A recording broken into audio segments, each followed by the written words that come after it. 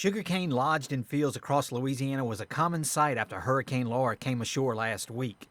Winds bent over tall, erect cane stalks, and storm surge flooded fields near the coast. The full extent of damage is not yet known, and how the weather plays out in the coming months will be a factor. The degree of damage will certainly be dictated by the weather that we have from here on out. If we have a dry fall, that'll really mitigate the damage to this crop. If we have a wet fall, that's going to really make things worse. Storm surge inundated Ricky Gosselin's fields west of New Iberia. He was busy cutting levees and operating pumps to remove water from the fields. He is hoping the weather will cooperate. I think what we need to hope for now is, one, of course, not another storm on the eastern side.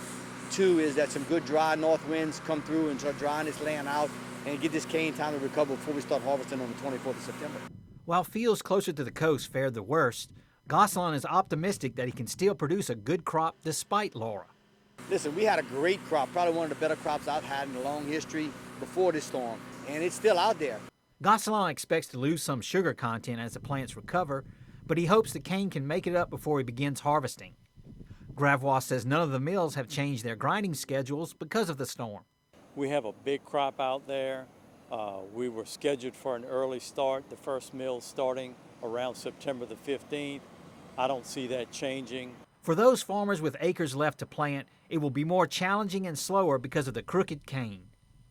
With the LSU AgCenter, this is Craig Gautreaux reporting.